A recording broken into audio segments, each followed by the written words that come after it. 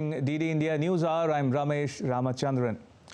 Going back to the top story, S&P Global Ratings publishes its latest forecast for India, says the country will become the third largest economy by the year 2030. And joining me is Dr. Arvind Virmani. Dr. Virmani is a member of the Niti Aayog and an economist as well. Dr. Virmani, welcome to DD India News Hour. Now, for the benefit of our viewers joining us from India and around the world who might not be familiar with the intricacies of the issues at hand here, may I begin by asking you to put the text of the S&P Global Ratings' latest forecast in its proper context for our viewers, please. Yeah, so, the Indian economy has been growing faster than the average world growth and also faster than a majority of countries in the world. That is why we keep referring to it as the fastest large or major, fastest growing major economy in the world. So, in the last few years, in the last 2-3 years, we have overtaken in terms of size of the economy France and then UK. So this is a progressive increase in India's size relative to the other major economies. So this is the context. People have been speculating how quickly or how slowly we would overtake the next two largest economies, which are Germany and France.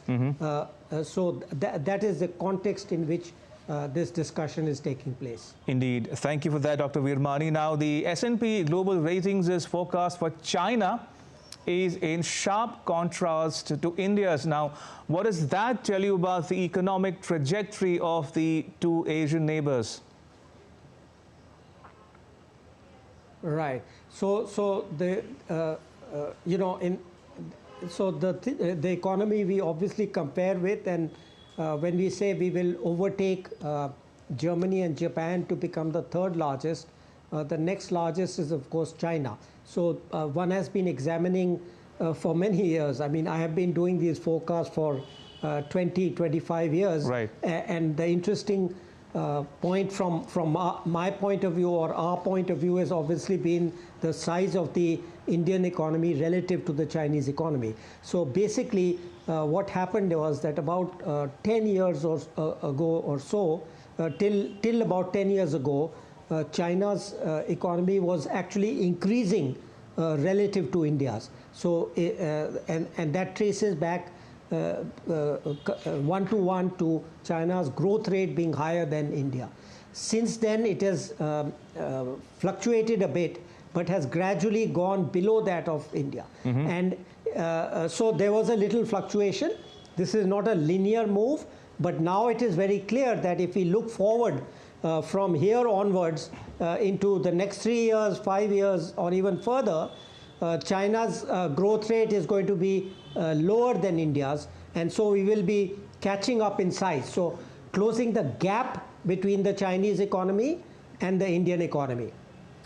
Which brings me to my next question to you, Dr. Virmani, and this again is something that's engaging the attention of many of our viewers around the world. What is India or the Indian government doing right today? Yeah. So what is the thing? So a little bit of history, depending on how much time you have. Please go. Yeah, please carry on. So of course everybody in the world is familiar with the 90s reforms, but very few people are familiar with the reforms which have happened since 2014. Right. So they started slowly in the sense of they didn't come. There was the GST reform, the IBC, the setting up of the Monetary Policy Committee, but then it accelerated from around September 2019. Just to remind our listeners, there was a major corporate tax reform in September 2019. which really surprised everybody. I am one of those who has been involved in tax reform for decades. Indeed. But the extent of that reform was a bit surprising for me. And then, of course, during the pandemic, a lot of people said, oh, don't let there's an echo.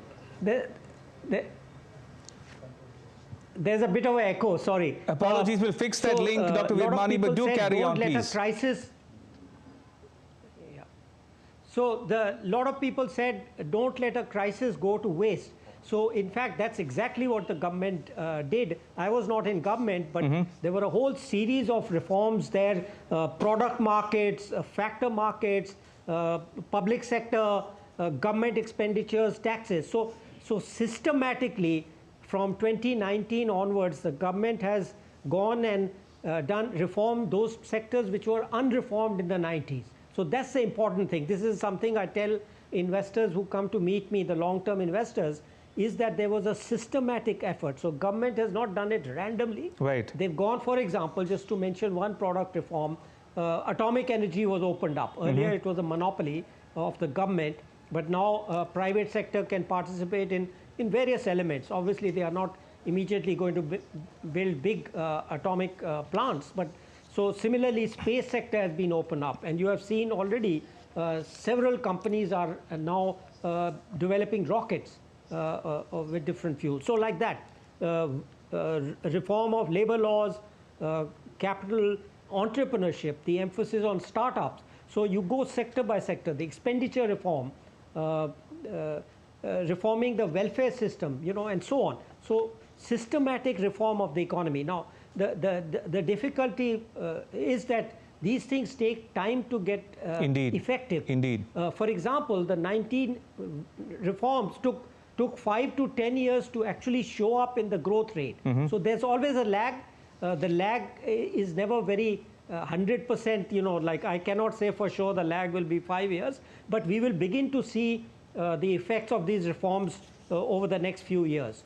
Absolutely. As you say, Dr. Virmani, New Delhi's macroeconomic policies have defied the naysayers and skeptics alike. But coming back to the latest forecast, the S&P Global Ratings' latest forecast comes with a caveat though. It says India's growth will depend on its successful transition to a manufacturing-dominated economy from a services-dominated one. Your thoughts? Again, I think that is an extreme view. There are certain experts, like one of the former chief economic advisors, who says that we should not take any interest in manufacturing and we should just go for services. I do not agree with that. Okay. I think we have a golden and a last opportunity, to go for manufacturing. So that's what we are doing. Manufacturing, and basically it's connected with supply chains. And finally, Dr. Virmani, very quickly, if you will, what's your wish list for India going forward? What would you like to see India or the government do in the near term to sustain, to build on the momentum and not slip up? Yeah, so one of the important things, again, maybe it's my bias because I've done tax reform for so many years. We've done a lot of tax reform, but I think there is still enormous scope to simplify all the taxes, whether it's personal income tax, customs duties, GST, etc. And for some of these, I've worked out a roadmap also. Because one of the things you hear from, one has heard for 30 years, 50 years, that our tax system and the way it operates is too complicated for foreigners. I'm not talking about the general domestic. So that would be on top of my wish list. Yeah. All right. On that note, Dr. Arvind Virmani, may I thank you once again for breaking it down for the benefit of our viewers tuning in from India and around the world. Thank you for your time. Much appreciated. All right. Moving on to some other news we are tracking here on